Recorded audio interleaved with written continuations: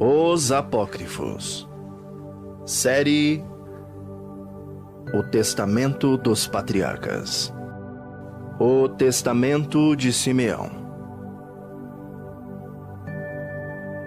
Capítulo 1. Transcrição das palavras que Simeão disse aos seus filhos antes de morrer, aos 120 anos de idade, no mesmo ano da morte de Iosef. Na sua enfermidade, todos o foram visitar.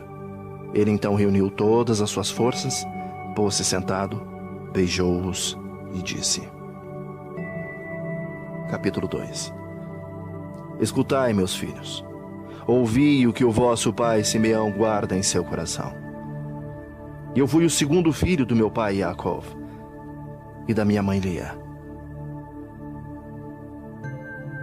E ela deu-me o nome de Simeão, pois Adonai acolhera de bom grado a sua oração. Eu era muito forte, não recuava diante de qualquer esforço e não me intimidava diante de qualquer ato de heroísmo.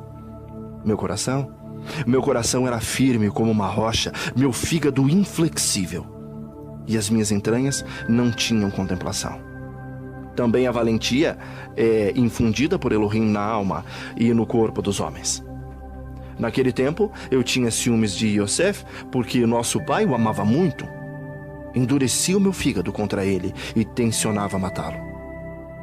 Aquele que preside todo o erro e que inoculou em mim o roar da inveja, secou meu entendimento a ponto de não considerá-lo como irmão e nem ter consideração pelo meu pai Yaakov. No entanto, o seu Elohim, Hashem, Elohim dos seus pais, enviou o seu Melahim, livrando-o das minhas mãos. Eu me dirigira a Siquém para proceder à contagem dos rebanhos. Ruben fora a Detã, lugar de onde procediam os nossos víveres. E então o nosso irmão Yehudá vendeu Iosef aos ismaelitas. Quando Ruben soube disso, ficou muito triste. Ele queria salvá-lo e devolvê-lo ao seu pai. Eu, porém, fiquei enraivecido contra Yehudá, que o deixou ir embora com vida. Por 5 luas minha zanga o renegou. Então Adonai me atingiu, prejudicando-me o uso das mãos, ficando a minha direita semisseca por 7 dias. Filhos, eu reconheci que isso me aconteceu por causa de Iosef. Assim, eu fiz penitência, deplorei meu ato e supliquei ao Adonai que restabelecesse a minha mão e que me livrasse de toda infâmia, inveja e desatino. Eu tinha consciência diante de Adonai, o Adonai do meu pai Yaakov, de que havia cometido um ato muito mau em relação ao meu irmão, por ter lhe nutrido tamanha inveja. Capítulo 3.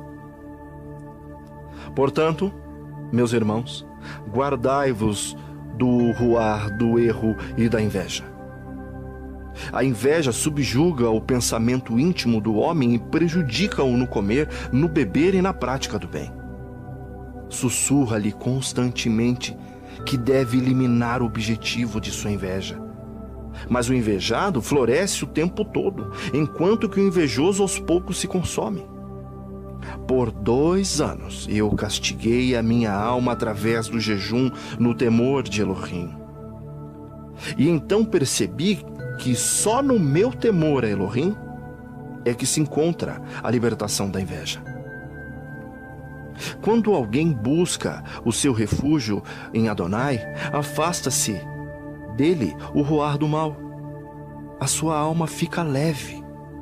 Além disso, chega a compaixão em relação aos invejados e perdoa os inimigos. Dessa forma, liberta-se da inveja. Capítulo 4. Meu pai perguntou-me o que se passava comigo, pois via-me andar taciturno. E eu respondi: sofro do fígado. Eu estava realmente aflito, mais aflito que todos os outros, pois carregava em mim a culpa pela venda de Iosef. partimos para o Egito. Lá ele mandou prender-me como um espião, e eu senti que estava pagando com toda a justiça e fiquei acabrunhado. Todavia Iosef era um homem muito bom, e o ruar de Adonai estava com ele, benévolo e compassivo. Não me guardava rancor pelo mal que lhe fizera. Amou-me da mesma forma como os demais irmãos. Por isso, meus filhos, guardai-vos de todo o ciúme, de toda inveja, e comportai-vos com simplicidade de alma e bondade de coração. Inspirai-vos no irmão do vosso pai, para que Elohim conceda também a vós a sua bondade e misericórdia, o esplendor e a bênção sobre vossas cabeças, como vistes nele. Durante todo o tempo, ele não nos fez nenhuma censura por aquele acontecimento. Amava-nos como a si mesmo, e mais do que os seus próprios filhos. Prestou-nos honra, e a todos nós distribuiu riquezas, gado e também gêneros. Portanto, meus amados filhos, ame cada qual seu irmão de bom coração, e afastai de vós o roar da inveja. Pois esta enraivece a alma, desgasta o corpo, causa rancores e embates íntimos, penetra até o sangue, desconcerta os pensamentos e impede o homem a colaboração do ruar nos seus atos. Também rouba o sono, perturba a alma e espalha o tremor pelo corpo, pois no próprio sono um zelo doentio perturba e devora o homem. Transtorna sua alma através de maus ruás, sacode o seu corpo com sobressaltos. Suprime-lhe o entendimento, fazendo com que se pareça com um ruar mau e cheio de veneno. Capítulo 5. Por isso Iosef tinha uma constituição esplêndida, e era belo de rosto. Nenhuma força diversa pesava sobre ele, pois um ruar conturbado revela-se na expressão da face. Então, meus filhos, sejam retos os vossos corações diante de Adonai, e honrados os vossos caminhos diante dos homens. Dessa forma, encontrareis bondade diante de Elohim dos homens. E abstende-vos da luxúria.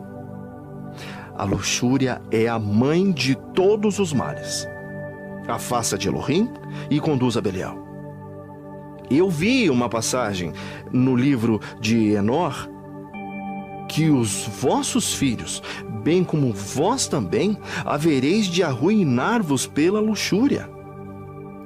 Vossos filhos atentarão com espada contra Levi, mas nada poderão contra ele, pois Levi conduz a batalha de Adonai e vencerá as vossas multidões. Os israelitas serão reduzidos aos poucos, repartidos entre Levi e Judá, e nenhum de vós chegará ao reinado. Isso meu pai Jacó já predissera na sua bênção. Capítulo 6. Tudo isso vos disse, para que não venha eu carregar a culpa de vossos pecados.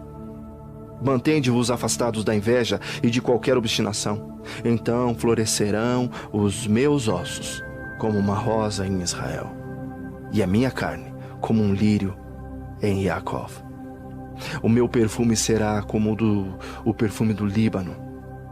A minha geração se multiplicará eternamente como os cedros santos, e seus ramos estender-se-ão ao largo. Mas a geração de Canaã perecerá, e de Amaleque nada haverá de sobrar, e os capadócios, esses serão eliminados. Da mesma forma, todos os heteus serão exterminados.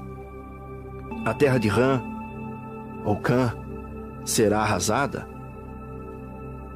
e destruído todo o seu povo. Então toda a terra estará livre de revoltas, e o mundo inteiro debaixo do céu descansará da guerra. O nome do Altíssimo será então exaltado, pois Hashem, Adonai, aparecerá sobre a terra para salvar pessoalmente os homens. Então serão esmagados todos os ruás do erro, e os homens dominarão os ruás dos maus. Nessa hora eu me levantarei, com exclamações de júbilo, e louvarei o Altíssimo por suas maravilhas. Pois Elohim assumirá um corpo, comerá com os homens e os salvará. Capítulo 7. Portanto, meus filhinhos, obedecei a Levi e a Yehudá. Não vos injuriais nunca contra esses dois troncos.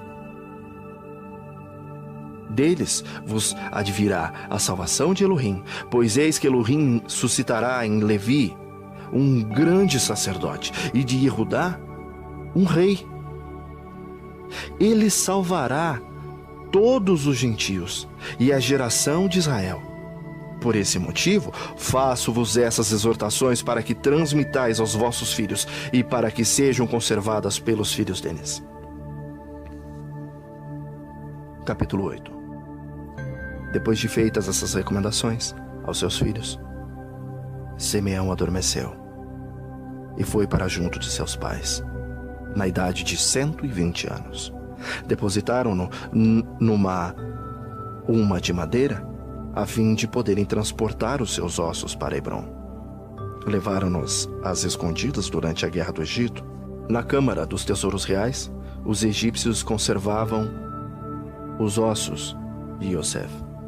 Os adivinhos anunciaram que, por ocasião da saída dos ossos de Iosef, haveria trevas em todo o Egito. Grande desgraça para o país, uma escuridão tal que ninguém mesmo com uma lanterna poderia reconhecer o seu irmão. Capítulo 9. E os filhos de Simeão prantearam o seu pai, segundo o costume de luto. Permaneceram no Egito até o dia de seu êxodo, sob Moshe.